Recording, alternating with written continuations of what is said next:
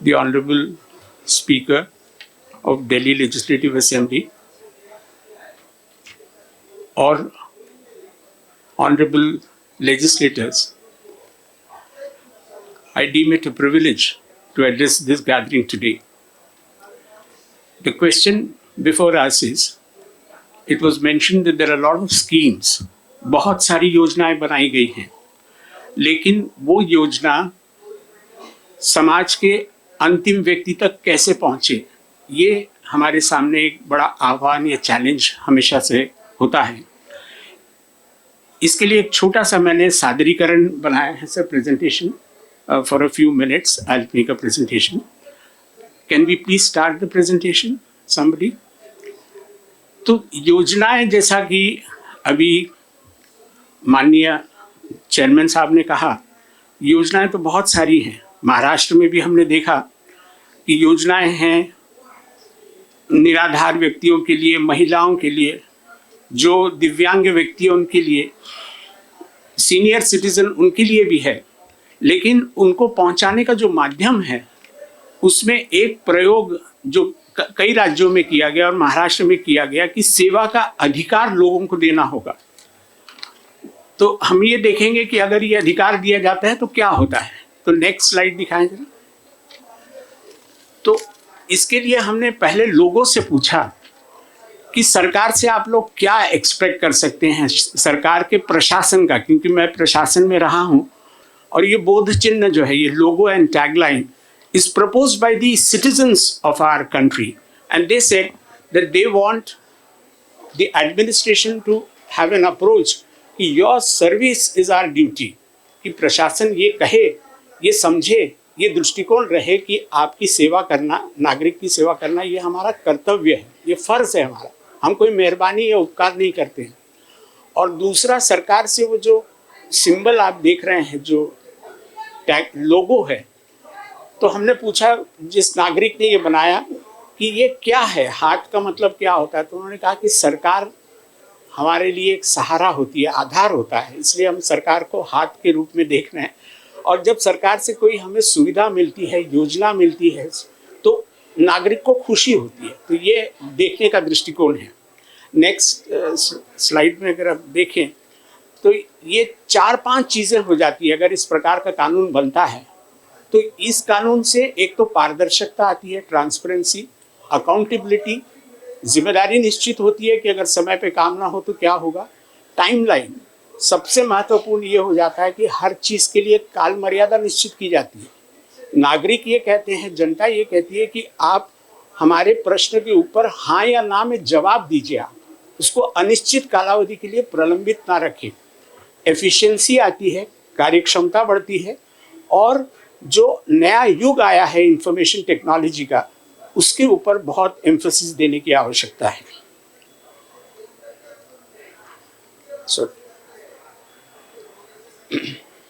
तो ये कानून अगर आप बनाए हैं तो इससे क्या होता है कि एक तो जैसे नागरिक को अधिकार मिलता है, he gets a right. Right means it is something which is enforceable.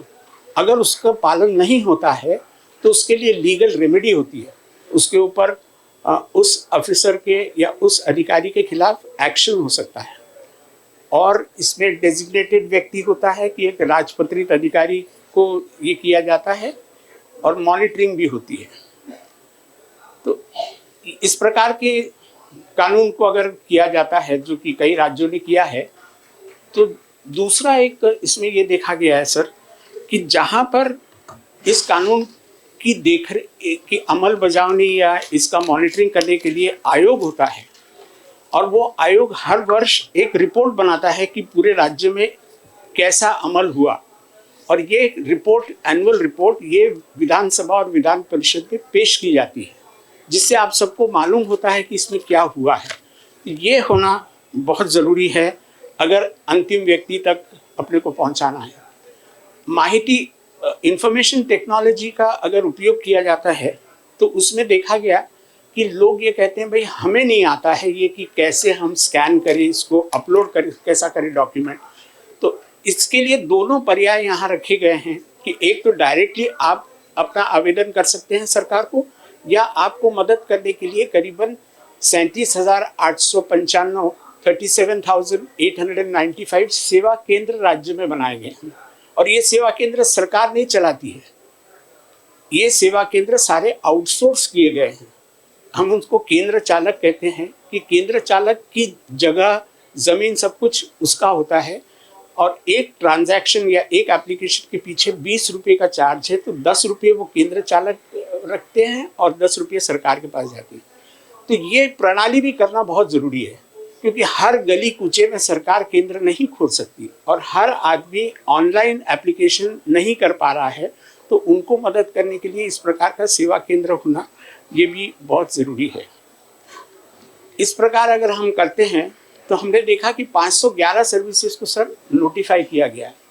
लेकिन मेरा ये सुझाव है, क्योंकि हम चर्चा कर रहे हैं कि और बेहतर कैसे होगा, सारे सर्विसेज को, सारे योजनाओं को इस प्रकार के कानून के दायरे के भीतर लाना बहुत ज़रूरी है। आज क्या होता है कि कोई भी व्यक्ति अगर आके हमको शिकायत करता है प्रशासन को, तो हम उसको पूछते हैं, भाई आपकी ये योजना या आपकी सेवा इस कानून में अधिसूचित है या नहीं है। वो परेशान हो जाता है, वो कहता है मैं कहाँ खोजूँ ये। तो ये एक सुझाव है कि अगर इस प्रकार का कानून है या बनाया जाता है तो सभी सेवाओं को, सभी योजनाओं को इसमें अगर लाया जाए। और ट्रांसपेरेंसी क्यों होती है, क्योंकि ये एप्लीकेशन जब किया जाता है इस सेवा में या इस योजना में, तो applicant can track his application. वो खुद देख सकता है इलेक्ट्रॉनिकली, नॉट फिजिकली, कि मेरा एप्लीकेशन आज कहाँ गया है, कौन से टेबल पे है। So this law says that there will be only 4 tables, not more than 4 table. 4 से ज़्यादा टेबल्स पे कोई भी मामला नहीं जाएगा। तो एप्लीकेंट को ये अधिकार दिया जाता है कि वो उसको देख सके कि मेरा एप्लीकेशन अब कौन से टेबल पे गया है, वहाँ पर कितने दिन प्रलंबित है और वहाँ पे कितना समय लगा है। Then the collector is very important. I think in some states they are called the deputy commissioners, in some states they are called the district magistrate. They play a very important role. उनको हमने coordination authority के रूप में किया है कि they will have to coordinate. And we found कि if you make the young collector a coordinating authority under this act, they come up with a lot of innovations. And we have given some innovations here in Chandrapur, in Wardha and Nasik and others. The next point I want to make is the use of information technology increases speed. जिस रफ्तार से हम योजनाएं लागू कर सकते हैं, अब जैसे डिजिटल सिग्नेचर एक उदाहरण दिया मैंने, the weaker sections need immediate certificates, whether it is a caste certificate, income certificate, all kinds of certificate. That used to be physically signed. Now we have introduced the digital signature. So with digital signature, because when the educational year is to begin, commence, that time there are long queues in Tehsil office asking for certificates. So use of digital signature has really improved the efficiency of the scheme. This is broadly how the process takes place. It is not necessary that everywhere it will be online. Suppose there are some areas in which there is no connectivity, there are some remote areas. So there the applicant will give a physical offline application, but it will be entered into the system. And once it is entered, it becomes, if you, for example, in our state, sir, you can see all the applications on the public domain called आपले सरकार। इस समय भी आप देख सकते हैं कि महाराष्ट्र राज्य में कितने एप्लीकेशंस अलग अलग स्कीम्स और अर्जी के लिए आए, उसमें कितने का निपटारा किया गया है, कितने का निपटारा समय के भीतर किया गया, कितने में विलम्ब हुआ। तो इस प्रकार की स्कीम्स अपने को करना आवश्यक है। इसमें 8,000 के करीब केंद्र हैं, सेवा केंद्र। They are spread in urban as well as rural areas. So out of these 37,800 there are 19,000 centers which are in villages, which are in gram panchayats. So even rural areas are getting covered through this scheme. Single platform, ये बहुत ज़रूरी है। This I think all of you should insist in your state कि नागरिक को ये परेशानी नहीं होनी चाहिए कि हर योजना के लिए वो अलग अलग दरवाजे पे या अलग अलग पोर्टल पे जाए। There has to be a single platform which will give all schemes and which will all guide. So we have created a platform called Aapne Sarkar, which means it is your government, which gives all schemes, but a lot of improvement is required. So I would suggest that all states must go towards a single platform. Then simplification is something which I thought I will mention कि आम आदमी को और last आदमी को अगर कोई योजना मिलनी है तो उसको सरल सुलभ कैसे बनाया जा सकता है। दो उदाहरण जो भारत सरकार ने किए हैं वो सच में बहुत लोगों को राहत मिली। पहले आपको पता है कि everything had to be on the basis of an affidavit. अब हर चीज़ के लिए एफिडेविट की ज़रूरत निकाल दी गई है और सेल्फ डिक्लेरेशन या स्वयं घोषणा पत्र के माध्यम से आपको योजना का लाभ मिल सकता है। इसी प्रकार earlier every certificate, every document had to be certified by a gazetted officer. Now that condition has also been removed and you can certify your own documents. So these are examples of how we can simplify and then on the basis of performance, departments का evaluation होना बहुत ज़रूरी है। कौन से department का performance अच्छा है, excellent, good and poor performance. And we have introduced in our state a scheme, a color scheme, that if your department is in green, it means it is excellent performance, amber is good and red is poor performance. Now this evaluation, as I am saying, is presented in the annual report and it is presented to the legislature. So the legislators come to know which department performance is excellent and good and poor. So this is a good theme I thought I will mention.